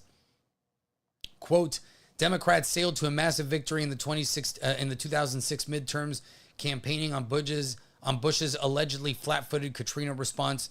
His FEMA director was a crony and an idiot, let's be honest. And the unpopular war in Iraq, rendering the president impotent for his last 2 years in office, wrote Federalist senior editor John Davidson. Now Vice President Kamala Harris is running for the Oval Office while coordinating a, quote, staged photo pretending to work on the disaster response. Earbuds not even plugged into the phone, taking notes on a blank piece of paper. I'm sure that some of you saw that. And if you didn't, let's check it out so you can see for yourself. Yeah, look at that. Not even plugged in. Nothing on the paper. It's all BS. It's all bullshit. Just like when she tries to take fake phone calls to prevent the press from questioning her. Taking questions from the media when she's trying to get on to Air Force Two. So we see this, and, we see and hear these things, and you just got to ask yourself, what are we going to do about this? What are we going to do about this? Again, we have to expose these people at every turn, and we can't be afraid of offending some people when we do it. There's going to be a lot of crazy people. I have been heartened by the reaction of many Americans here, and I know a lot of people are going to change their minds, but there are a lot of ghouls online that really piss me off, that are relishing in the suffering of their fellow American people. I brought it up last week that 52% of Democrat voters either are apathetic or wanted the assassination of Donald Trump to be successful. That tells you something that we're dealing with here, a division, the likes of which that we have not seen since before the Civil War. And it is disgusting. It is utterly disgusting what we have allowed the media and the government to perpetuate, the narratives that we've allowed them to push, and the division that they have sown in this country over the last few years. But thank God for X being a platform now that we can see all that is going on and that we can expose these people for what they are doing to us, the American people. And we're starting to see a lot of good things out there. I'm going to bring up some more stuff here. Let's bookmark these things so that we can get more of it and I don't dox people that have sent me things here. Oh, let's bookmark this one that we saw earlier. Let's bookmark this one that we saw earlier. Let's bookmark this one. I'm not a huge fan of Tim Kennedy, but we got to give people credit where credit is due. And okay, there we go. So let's bring these up. Let's check out the bookmarks here. And, it's great to see people that used to be Democrats or consider themselves liberals pop up in a lot of this. So let's hear from this. Tim Kennedy, I know a lot of people in the Second Amendment community, we don't like him because of some of his Second Amendment elitism. But again, I'm here to give credit where credit is due. It's just like if I see somebody cross the aisle and say that they were wrong, I'm going to let them, I'm going to let them speak and I'm going to welcome them in here. Look, we've got Tulsi Gabbard here. We've got RFK now working with the Trump team. If they can do it, then we can do it too. If these people are genuine and they're trying to do the right thing, we've got to allow it to happen. So let's hear what he has to say here and some of what he is seeing on the ground. They're present. They're in the way. They are directly interrupting our ability to conduct missions and operations. And I'm not going to disparage anybody because we are trying to work within partner relationships, both government and non-government entities within state and federal and county. I went to put a couple of people into a hotel last night, and they have a security guard at the hotel. And they said, "Oh, we're so sorry. The entire hotel has been booked for federal employees." And I was like, no, I have people that would just pull it out of a mountain that are living out in the hills, and there's not a place for me to put them because we have federal employees that are staying in the hotel. I slept in this white car last night. I smell like foot and death right now, as does every single person on our team. Not a single one of us slept. We got done maybe at 3 o'clock the moment the sun was up and we could fly helicopters again. We were back in the air and we have not stopped. And I was like on the fence about trying to get on this program or not. I want people to understand how incredible this organization is, Save Our Allies, and all the work that all of these volunteers are doing. But people, this is biblical level devastation. This is apocalyptic, the things that we see out there. And a shout out, yeah, you can see Carla the Mod Extraordinaire shared a lot of these with me. So shout out to her. You guys all know who she is in the chat at this point. The underground ranter extraordinaire, but you can see her rants on Twitter all the time. She never stops. She calls out a lot of this stuff. She calls it like she sees it. And she's fighting battles all the time, even harder than I do. So God bless you, Carla. And thanks for posting a lot of the stuff that I can share and showing me and sharing these conversations. This is one of the heartening examples that we've got here. This lady is from New York, and these shows are never monetized. So let's let her curse and let you know her righteous indignation. I had to come outside of my house to make this video because my family is, they're traumatized right now, okay? In case you missed it, FEMA's got no money to help anybody in our country. FEMA, they're done. FEMA spent their money on housing fucking illegals and giving fucking debit cards and fucking housing and, you know, whatever they can do. You want a ticket? You want to go to fucking, you know, the Florida Keys? No, we'll send you down there. Go, enjoy the Roosters. FEMA can't do shit. So there's dirty, and I'm gonna say a cocksucking piece of shit vice president. You know what she said? Oh, well, we're gonna give you $750. $750? Oh, you big fucking spender. You big fucking spender. How about this? How about you keep your fucking money? You go enjoy your fucking Julia Roberts, Oprah Winfrey fucking put on a show because you're trying to win an election bullshit, okay? You might want to take your fucking VP and get him some lessons in being an adult and get him some fucking diapers because he definitely soiled his pants last night, okay? Let us handle this. FEMA, fuck you. America, it's time to step up. We are going to step up. We are going to deliver, and we are going to go into North Carolina, Tennessee, South Carolina, Georgia, Florida, wherever we have to go because we take care of ours. And I'll tell you right now, you're in New York City, you're a fucking illegal, get your ass out of our hotels. Get your fucking ass out of our hotels. You know what? Fuck it. We don't even want the fucking Roosevelt back. We don't want any of the hotels back because these dirty, disgusting dirtbags that this fucking administration brought in, they ruined it all to shit. They ruined it to shit. We'll take Americans into our fucking homes and we'll do what we gotta do. I am disgusted. I am mortified. I am annoyed. But I will tell you this. If you follow me, I posted about it. There's going to be a collection. We're going to be collecting a lot of shit, okay? I'm going to be headed down to North Carolina. I have my SUV. If I can load up, we're going to load up. Worst case scenario, I got to rent the U-Haul. Worst case scenario, best case scenario, I got to rent a couple of Mack trucks. I have CDL drivers. We can get it down there. I got a place to go in Plymouth, North Carolina. They will get it out to Western North Carolina. We are going to show them that, you know what, the government doesn't give a fuck about you because they don't even know who the fuck they are right now, okay? Kamala's worried about getting smacked by a fucking alcoholic husband, and Joe Biden basically shit his pants and Jill walked away. But don't worry about it because you know what? The real fucking Americans are here. We're here for you, and we got you. Oh, man. Then we've got, obviously it looks like this strike has basically been squelched for now, but we have Ron DeSantis basically being the president of the South here, sending the Florida National Guard and State Guard to affect the longshoremen strike, which, you know, I hate government interference in a lot of things, but in this case, you're telling me that these guys were going to get a 50%, they were offered a 50% raise. Oh yeah, they want to stop automation. Look, I'm sorry. How many industries were destroyed when the automobile came out? How many factory jobs were destroyed by robots and all this stuff? I have sympathy for a lot of that. Technology is going to change a lot of things. AI is going to destroy a lot of jobs. That's just the way it is. If we develop nuclear fusion one day, the oil and gas industry is going to be decimated as well. Sometimes there are consequences to progress.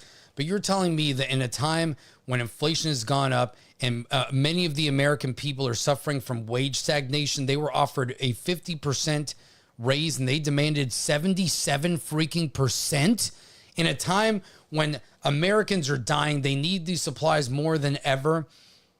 It's like, come on, man. Come on. That was total bull crap. I don't know who she is or where you can find her, but you know, I will repost that one on my Twitter, on my own Twitter page, so we can try to find out who this lady is. Maybe this is her right here, Calliope 813. So we'll repost that on Twitter, and you can go check her out. Directly interrupting our ability to conduct missions. And all that. So yeah, and I'm sick and tired of these unions, right? You know, 100 years ago, whenever it was, maybe if you're working in a mine or an extremely dangerous job, a union is something that's necessary and good. But if you're working a cushy job, and look, I'm not saying that a dock worker's a cushy job, but I think I saw that the median salary there for them was $83,000. That's way above the median average for a middle-class family nowadays. And they wanted upwards of like $150,000 after that. What industry do you work in where you're going to get a 50% raise, let alone a freaking 10% raise? It doesn't exist. It doesn't freaking exist. It doesn't. So that was egregious. And yes, oh yeah, we've got CEOs and corporations making a ton of money. I don't disagree with that. But if you want to avoid automation, that is precisely how you get automation and how you lose the sympathy of the people to your cause, and it'll blow up in your face. And you had the left and the right going after you with that. So it looks like that got pushed back till, let's see what the notes here, January 15th.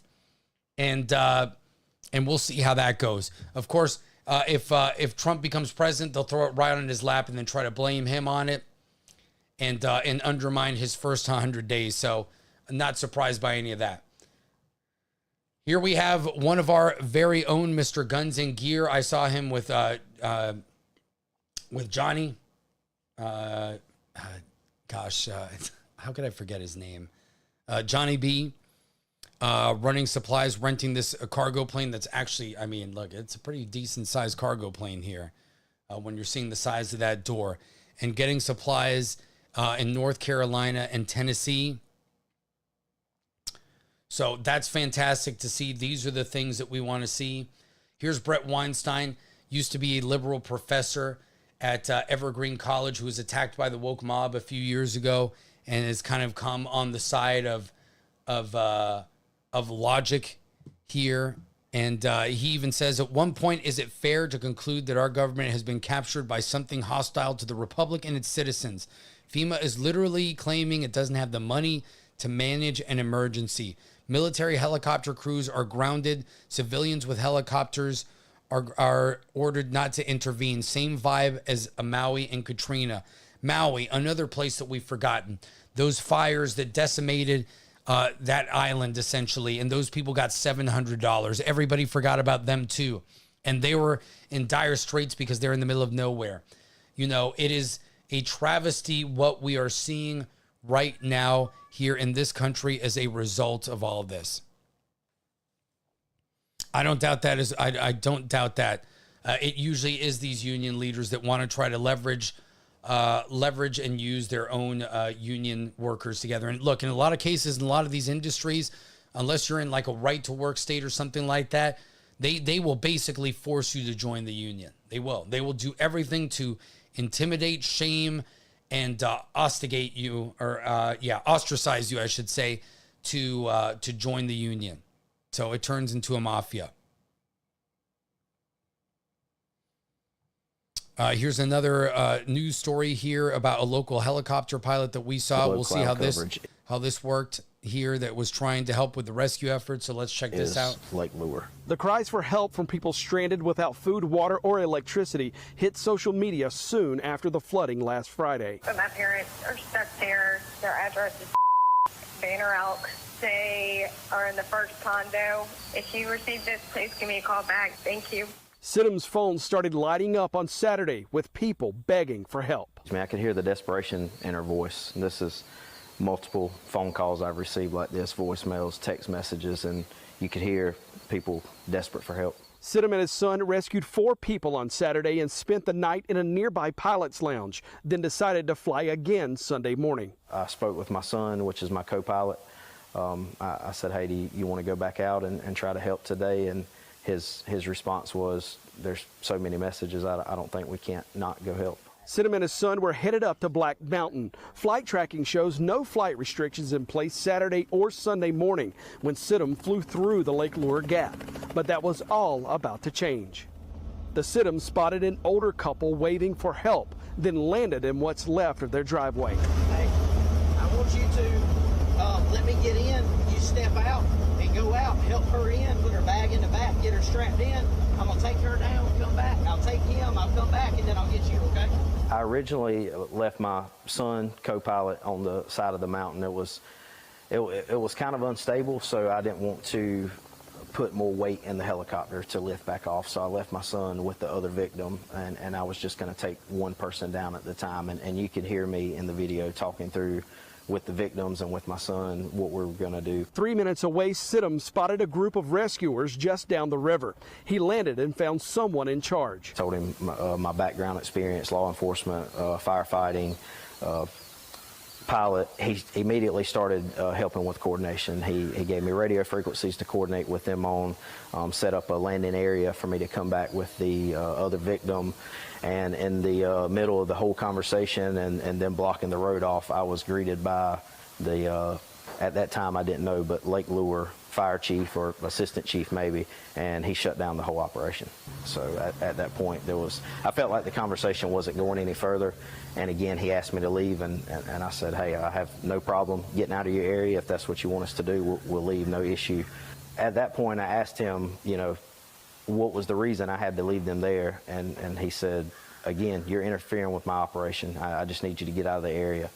I said, sir, I don't know where you were trained at, but I know how my training is, and I'm not going to leave personnel behind. I'm going back to get my co-pilot. He said, if you turn around and go back up the mountain, you're going to be arrested. I said, well, sir, I'm going back to get my co-pilot. I don't know what to tell you. And he said, I'm letting you know. And at that point, he waved for 2 law enforcement officers to come over and told me that again, if I go back up the mountain, I would be arrested. He flew the 3-minute trip back, picked up his son, and left the woman's husband behind. I'm sure he was flooded with emotions and trying to rescue other people, and I just felt that it was best at the time to leave. So I did follow his instructions, and I had a conversation with the female victim before I left, apologizing and explaining. She was standing there. She heard the whole conversation. And they were both very, very surprised, very upset. The husband, as I was leaving off of the side of the mountain, at that point, separated from his wife, he was upset. I can only imagine. Sidham and his nearly 1,400 flight hours turned his chopper around and headed back to South Carolina, passing people waving for help along the way. As I was actually leaving to go back to get my son, the original chief or captain that I spoke to, his crew and himself, they came back over and said, hey man, we can't tell you to go get the victim. We can't even ask you to go get the victim, but we can tell you if you come back with the victim, we'll have you a designated landing spot, and we'll make sure they don't come over here. So there was no flight restriction when you went in? No flight restriction when I went in. It went in place 20 or 30 minutes after the confrontation with Mr. Travesty. But this is kind of where I go back to, you're going to need some courage here. You're going to need some courage. And not only do we need people to do the right thing, but at some point, if I were this guy, I would have said, you know what? Screw you. I'm going to go get this guy and I'm going to bring him down. And you can go ahead and arrest me. And you can tell all these other people here that we're getting help exactly what you need to do. And I think that's the point where the American people need to go up to people that are preventing things like that and be like, we're not going to let you arrest this guy. Like, we're not going to let you arrest him. And that's just the way it is. And I think this is where you need, we need even more courage with people in these examples and say, you know what?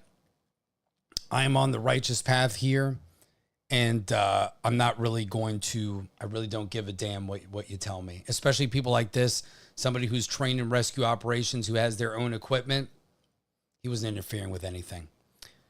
So, and look, we've got even more here. We've got Project Veritas talking about the CBP1 app, which JD Vance brought up here the other day, which allows illegals to gain asylum pretty much right away without any questions asked. And, you know, the DHS, look how many migrants they've brought from all these different countries lately. And here we go. Let's see Kamala talking about what she thinks some of the priorities here are in this disaster. It is our lowest income communities and our communities of color that are most impacted by these extreme conditions and impacted by issues that are not of their own making. And so women. Absolutely. And so we have to address this in a way that is about giving resources based on equity, understanding that we fight for equality, but we also need to fight for equity, understanding not everyone starts out at the same place. Oh, yeah. And if we want people to be in an equal place, sometimes we have to take into account those disparities. Oh, yeah. Well, let me tell you, and do I that think work. I think your house being destroyed, being caught in a mudslide and losing everything doesn't really care what color your skin is. I think that everybody is pretty much equal when they've lost everything and they're stuck in depravity and with death and disease all around them, and they can drown. Because I can tell you that waters don't care. You know, a flooding river doesn't care what the color of your skin is, your age, and how much money you have. Everybody from third class to first class, people died on the Titanic. So you know what? Death comes for everyone equally, and it is the true equalizer. There's no equity when it comes to death. That's for sure. And here we can see more of the destruction. This is in North Carolina. And so I'm showing you, in case some of you haven't seen these things, so you can show this to other people. The media is not showing a lot of this stuff. Maybe if you watch Fox News, you'll see some of it. But this is important for us to see because we do need to have a righteous anger in all of this and realize the scope of what we're seeing here.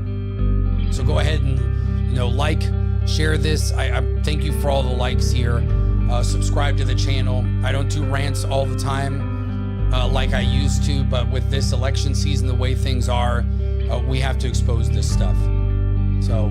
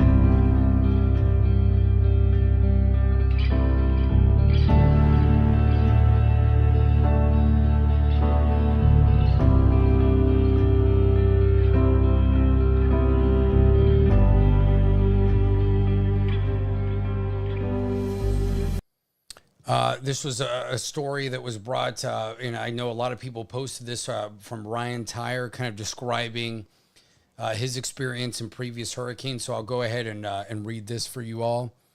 I think that this is an important one here, and it kind of illustrates everything that's going on. And I think it illustrates what we've seen in previous storms, especially, I know, maybe people aren't as familiar with Maria since it wasn't on the mainland, but for months afterwards, a lot of supplies were dropped off by the military and the federal government.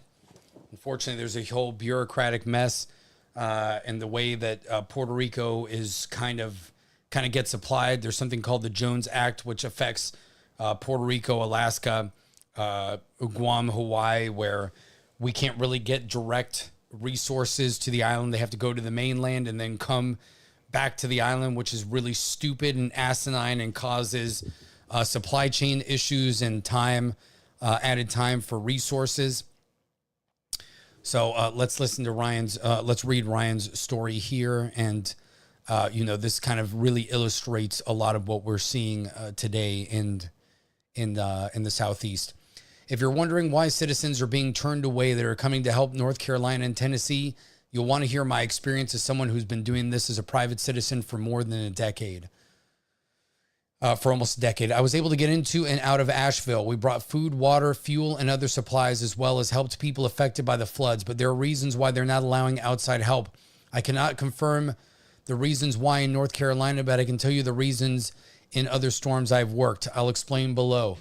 Let me share with you the first disaster area that I realized that this was all about the money. In the Florida Keys with Hurricane Irma, after Texas got hit with Harvey, we finished our efforts in Texas and were the first citizen team to make it to Key Largo.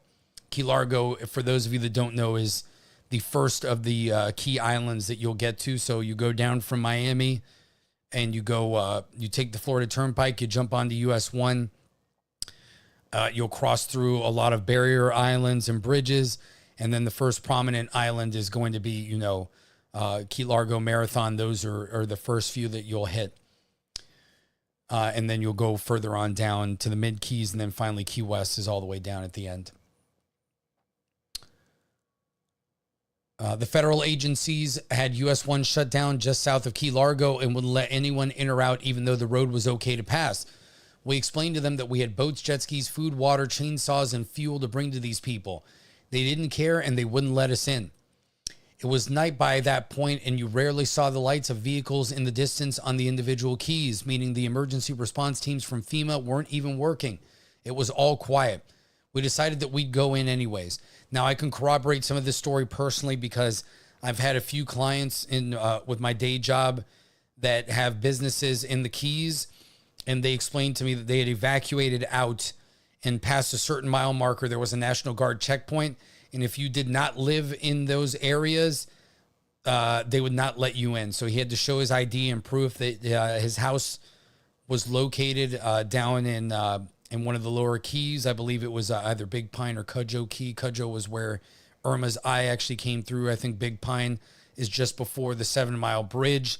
If you ever watched the movie True Lies, that's where the cool scene where the terrorists have the nuclear bomb on that van happens, and Arnold Schwarzenegger comes with the Harrier and kind of blows up the bridge. That's the 7 Mile Bridge going down towards Key West.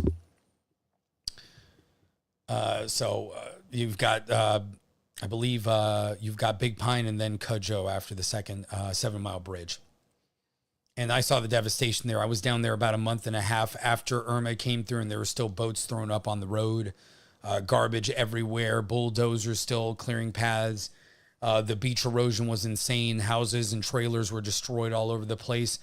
You could see where the storm surge mark came up, and it was something like 7 or 8 feet above the roadway. The Keys are essentially on sea level. And so I can imagine that it looked like a nuclear bomb went off down there, essentially. If your house wasn't on stilts and made out of concrete, it was basically jacked up. Okay, it was night at that point, blah, blah, blah, meaning we decided that we would go in anyways. We filled up our boats and jet skis with all that we could reasonably carry and went by water around all their BS blockades and around their law enforcement presence on the water. It was 87 miles by water to get to our first stop, Cudjoe Key and Sugarloaf Key. When we arrived, we were greeted by a homeowner. For privacy, I won't name him, though we have video. Who was elated to see us all and the supplies that we brought. His house was in shambles. We started offloading supplies on the shoreline and helping to get them into what was left of his house. During that process, he explained to us that FEMA had set up a command center at a local high school on the island, but that they weren't doing anything to help the residents, not even to bring them water. Instead, he explained that they were driving around using a loudspeaker, telling people to stay in their homes. They weren't even helping the homeowners with supplies. I was skeptical at first while he was telling me all of this, but then he said something that broke my heart. He told us that the people of the Keys were all in despair because they had just seen weeks before the overwhelming support for Texas with Hurricane Harvey by the citizens of this country. He and his neighbors on all of the Keys felt like Americans had forgotten about them completely because at this point, 5 days after landfall, all they had seen was FEMA and they were of no help. The residents were cut off from the outside world, no cellular, no internet, no way to contact anyone or hear of any efforts to try to help them. The only communication they had was from a local radio station on Sugarloaf Key that was broadcasting on AM to the surrounding keys. The man, after hearing that there were citizens trying to bring them help, but being refused entry by federal law enforcement, was visibly upset. He and his neighbors really thought the country had abandoned them. He insisted that we get into his waterlogged truck and that he would take us to that radio station so that we could go live on air to tell the citizens trapped in the Keys that we, the American people, were there to help and that the government was trying to stop our efforts. And that's exactly what we did. After that, we were determined to help as many people as we could, but we were met with red tape throughout the whole process and time we were in the Keys. We finally were able to talk to some authorities to let us down to the Faro Blanco Hotel, the White Lighthouse, for those of you who don't know Spanish, in Marathon towards the end of Boot Key. This was the same hotel where state and local authorities were staging their personnel, and they were happy to see us. I was able to coordinate several trucks full of supplies to be brought down to the Emergency Operations Center in Marathon. I was privy to the EOC meeting, but was informed in that meeting that all of the semi-trucks full of food, water, and hygiene supplies were to be turned around and not allowed to be offloaded for distribution by the EOC. The reason they gave us was that these donations were not from companies on their quote-unquote preferred vendors list, and that they would not accept them or give them to the residents of the Keys impacted by the storm. It was at that point that I realized that this is all about the money. These preferred vendors are getting part of the money being released by the state and federal government for each disaster. In turn, some of the vendors make it on the list because a friend gets them on the list, and in return for getting ridiculously outlandish amounts of compensation for the services they render, they give kickbacks. So accepting outside donations, even though they're on location and can help people now, they would rather let people suffer so they can get their kickbacks. This meeting solidified my resolve with these people, regardless of what the greedy officials wanted. We were going to feed the lower Keys that were being neglected. I diverted all semi-trucks to the Faro Blanco Resort and Marathon and filled the entire first floor with pallets upon pallets of food, water, and essential supplies, and created a food pantry for the residents to come and get anything and however much they needed. From local state troopers to the homeless, all were given wheelbarrows and free reign to get anything they needed. We also delivered supplies down to Big Pine Key. We helped establish the tent city on Big Pine Key. Big companies like Tito's Vodkas and Wellen just kept bringing trucks full of everything that was needed. When FEMA finally started handing out boxes of canned goods limited to one per household, we were filling cars full of food and supplies for people and pets. There is so much more to the story in the Keys and further down and further from there in other storms we worked. The common theme, though, is that the federal government always tries to keep citizens from helping, and the local authorities, the ones that live and work in the area, are always happy to have outside help. I call out to Elon Musk and anyone else who can monetarily help people like myself and those that work with me who have the knowledge, the will to help those devastated by these disasters. Help us sidestep the red tape and get the people the relief they need. We are willing, we are many, and we are ready. And here he's got some photos of some of the work that they did down there in the Keys during Irma. And it was devastating. I saw firsthand both the consequences of Irma and the consequences of Hurricane Maria. I saw Maria about 2 months after it happened, or 3 months. And, we were fortunate. My family has property there, and it was on the northern side of the island where Maria passed through. The eye did go through there, but it was after it had weakened a little bit. But, there were mudslides. There were things like that. There was no power for months and months and months. Puerto Rico has some logistical issues with the terrain and also a lot of local government corruption and corruption with the local power company, which is basically a mafia with their union, going back to union corruption. And so in that case, the military was able to get a lot of supplies there, but they were not distributed properly. And again, I wouldn't doubt if some of it was some of the red tape that this gentleman ran in here, that they just didn't let local groups distribute resources to people that needed it. So these are just a lot of the things, that we're seeing here. He talks a little bit about Puerto Rico. They had to go on private flights and go back and forth, bringing in supplies that way. Logistically, it's extremely difficult because it's an island that's about 1,200 miles away from the U.S. mainland. So that had its own can of worms. There's also a lot of bureaucratic stupidity with how the military command structure is set up with Puerto Rico, and how you'd have islands off the coast of Puerto Rico, like the U.S. Virgin Islands, that fall under a different command jurisdiction than Puerto Rico did, and a lack of coordination there to some extent. But a lot of this was the local government that ended up failing, and just the logistics involved. So for operations like this, you really do need a massive effort. The keys were obviously, you've got one road in, one road out, and there are a string of islands that go down a couple of 100 miles almost. And it's very difficult to access. Here in North Carolina and East Tennessee, we have the mountains there. So that makes things a lot more difficult as well, especially when a lot of the major highways and roads have been completely washed out, and communities that were landmarks are completely gone and wiped out. So I understand the logistical issues, but this is why you really need private citizens, especially guided by those that live in the area, to help with a lot of these operations, instead of relying on federal bureaucrats who may be coming in, who have no idea what they're getting into, and who already have a cynical viewpoint and a superiority complex that a lot of federal workers tend to have, especially those that come from Washington, D.C., in handling all this. And, a lot of times we see the political BS of everybody's got their fiefdoms where, they all want to be in control. They want to wave their junk around and say that I'm the one in charge. I'm the king in this area. And you end up with a lot of issues when it comes to that. But we need to push all of this aside, and we need to let the right people get into things. I honestly don't know which charities to encourage people to invest to right now.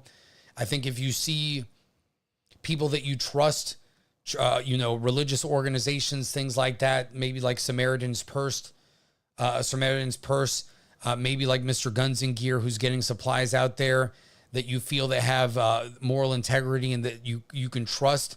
Maybe you help support them. I don't know if, we're hearing so many stories of FEMA basically taking supplies and hoarding them for themselves.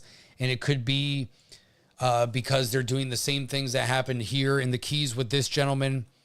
It could be that they want to take all those supplies to compensate for their embarrassment that they ran out of money, and then they want to take credit for what private citizens were able to accomplish.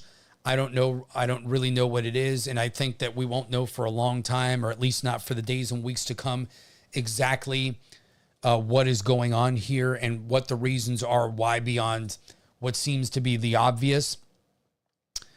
But, do your due diligence. If I find out some charitable organizations that are doing great work, or if there are people that, if you live near the area, that that you have a drop-off point where the victims are coming and directly collecting resources themselves, that may be the best way to do it.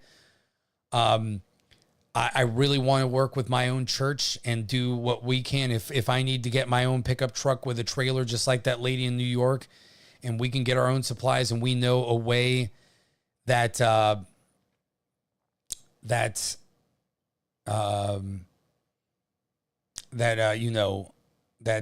we can get supplies to a private charity up there, or a church.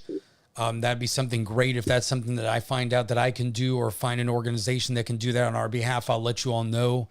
I'm willing to do this.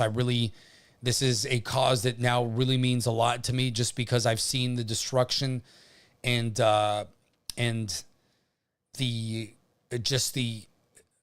just the downright evil caused by the federal government.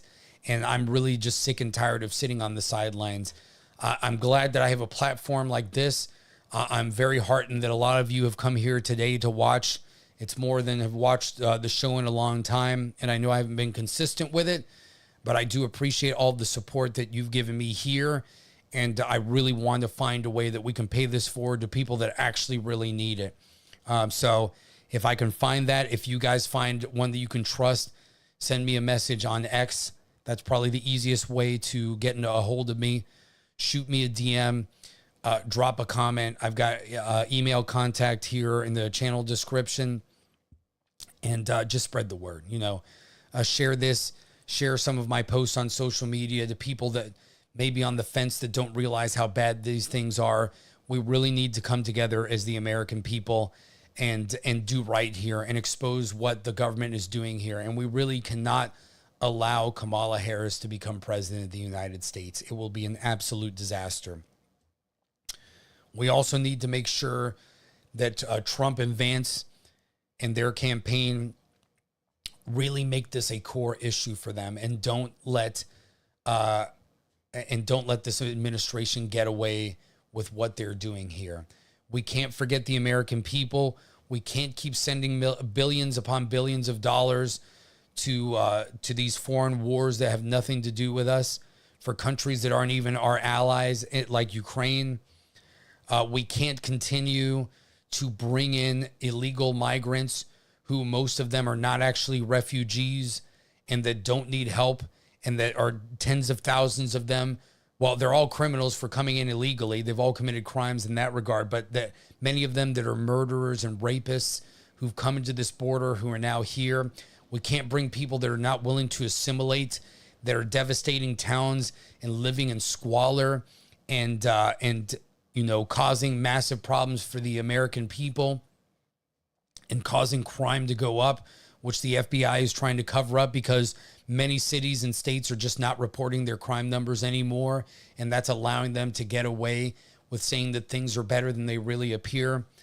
We can't let them hide this. We can't let them hide this. Somehow I was able to make it to the 2-hour mark here. I'll talk a little bit about JD Vance and then, some of the other stuff I'm doing. It's really not as important as any of this. This is more important than anything else, but I think something that, kind of sits with me here, and I'm going to quote, I'm going to look this right here and we'll look for this. This was a piece of scripture that really resonated with me. And I think it fits here in this time where we need a little bit of courage here. And it's going to be, here we go, 9:53. Excuse me here. I should have had this one ready. But it's going to be 1 Peter chapter 3, verse 14, which states, "But even if you should suffer for righteousness' sake, you will be blessed. Have no fear of them, nor be troubled. But in your hearts honor Christ the Lord as holy, always being prepared to make a defense to anyone who asks you for a reason for the hope that is in you." And so I think in this case is, if you can help people and do the right thing, don't be afraid of the persecution, the ridicule that may come to you. There are a lot of people that are going to hate you for doing the right thing. There are a lot of people that are going to try to stop you from doing the right thing, and you can't be afraid if you know that you're righteous in the cause. And I can't think of a cause that is more righteous than trying to help your fellow man here in their times of need. So, I want you guys to hold that one there. That it is 1 Peter 3, chapter 3, verse 14, and I think it really fits with this situation. JD Vance, what can I really say about him? I think the way that I described it on Twitter was that he put on a clinic. It was the best debate performance that I've ever seen from a candidate in my lifetime, bar none. It's not even close. I think that everything, the way that he carried himself was exemplary. I've never seen that type of confidence in somebody. He's only 40 years old, and he was up there and he really proved to me that he could be president of the United States. I was a little bit skeptical of him at first. I didn't really know that much about him, to be honest. And I wasn't sure, but he really rose to the occasion during this debate. At every turn, he destroyed Tim Walz, made him look, put him on his back foot. When the moderators tried to go after him, he turned it right around with them with facts. And you could see that he didn't make the same mistake that Donald Trump made when he went against Kamala Harris. I think that we can all agree that Trump didn't do the greatest job against Kamala Harris. Yes, it was 3 versus 1, but I think that JD kind of showed us what to do in a 3-on-1 situation. And when you have the facts in your side and you're unflappable, which Trump allowed his ego to get him a little bit flustered. You know, Trump does have a tendency to do that sometimes, where he focuses on, you know, it's always funny because when Trump is attacked on really big issues, he usually does a great job. But when you attack him on little things like ego, like crowd sizes, he goes on these tangents and you're just like, dude, just be quiet for a second. And you know, you've got the facts on your side. Don't worry about this stuff. Just push that away and be like, no, we're not going there. This is BS. And so I think when he did that during the debate with Kamala, he started off really strong. The moderators weren't doing anything to him. But when he went off on that little tangent about the crowd sizes, they smelled the blood in the water. And that's really when they pounced on him 3 versus 1. And you could see Kamala go from being very nervous and uncomfortable to, you know, kind of puffing up her chest and jumping in there. And it just became kind of a feeding frenzy against him. And he wasn't able to land the blows that he needed to really take her down in that debate. And so it's not that necessarily that he really lost badly, but the problem was that he allowed Kamala to get away without causing damage. And now the opposite happened here with JD. Tim Walz could not do anything, and JD was able to rise above the stupid media narrative that they had, you know, portrayed of him being weird and all this other strange stuff. So I think that we learned, it was a master class. It really was a master class in being able to debate. And I think that he did a fantastic job. I mean, I really don't have much more to say about that. The way I described it was, I would say that JD Vance was killing Tim Walz, but it just got to a point where Tim Walz was so bad that JD was just it was assisted suicide at that point. Walz was digging his own grave, and JD just pushed him into it at that point and then buried him underneath the ground. And then he threw the moderators in there and made it a mass grave at that point. That's just how it was. So that's pretty much all I've got for you today. Like I said, this really isn't important in the midst of everything that we're seeing here, but I've not been doing a lot of the political streams or the gaming stuff because honestly, I've just been enjoying life. I don't know what's going to happen here in the next few months. I don't know where this country is going to go. So I've just been trying to kind of de-stress here and do my own thing, spend time with my family and, you know, spend time with the church. And I've been really enjoying kayaking and getting into camping and things like that. And so I did start another channel. Content here will be pretty much as often as I can do it. You know that a few months ago I was in Puerto Rico and I dropped a couple of vlogs that people seemed to like. I had more content there that I never ended up posting, much to the chagrin of the old man Pistolero and a few other people. I may release some of that stuff on this new channel, but I'll share it here. It is called Roaming with Rolo. So it's going to be my outdoor adventures around here in Miami and in South Florida. I even posted a little, you guys know that the coffee brewing has become a tradition before the gaming streams. So I dropped a dumb little video there of showing the process of how I make my coffee. Because I know some of you like that I go and make coffee like an old Puerto Rican abuela using the percolator. So yeah, just made a video here with my brother and I, Commander N, whom you've all seen here before, just showing some of that stuff. So go ahead and give that a subscribe if that's something that you'd like. Kind of showing everything that I do and I enjoy. Not anything serious, but, something that, for fun that you might like, and we'll do a lot more there. And you can even see some raccoons doing shenanigans there. So that's a lot of fun.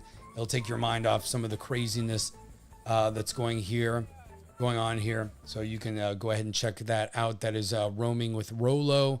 It'll be outdoor adventures, anything that I do outside of, the politics and gaming space down here in South Florida. So I appreciate that. If you guys enjoy that, thank you so much. Thank you so much for being here. We got 67 likes.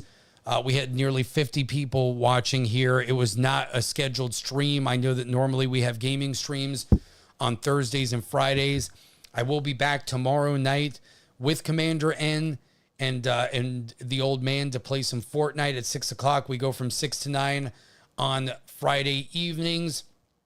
And then just stay tuned, for more content.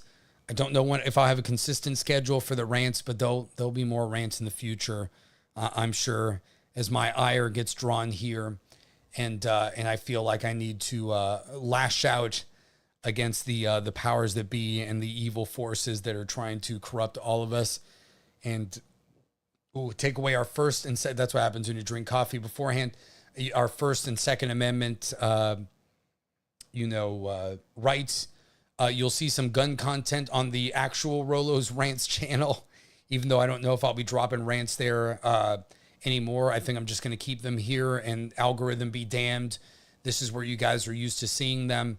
So we'll just make this a crazy channel that YouTube never wants to really pick up, because I don't know what I'm doing anyway. And then we'll make sure that the Roaming with Rolo is actually a channel that stays on topic there. So thank you all again so much. I appreciate all of you. I appreciate all of the old faces here again. And shout out again to everyone that contributed to the show today. It was obviously, we had Cerberus dropping the 20 gifted subs. We had the $20 super chat. Oh my God, where'd it go here? The $20 super chat by Greg the Goblin. I saw that somebody else re-upped the subscription here. Let's see. I didn't get the notification for this because the viewer activity is not working for some reason. Shout out to everybody that was watching on Rumble. We had more than 10 people watching there as well. Shout out to everybody that was watching on Twitter. You guys are awesome. I really appreciate you all. God bless you. God bless America. And I will catch you tomorrow for some Fortnite. Thank you, and have a great evening.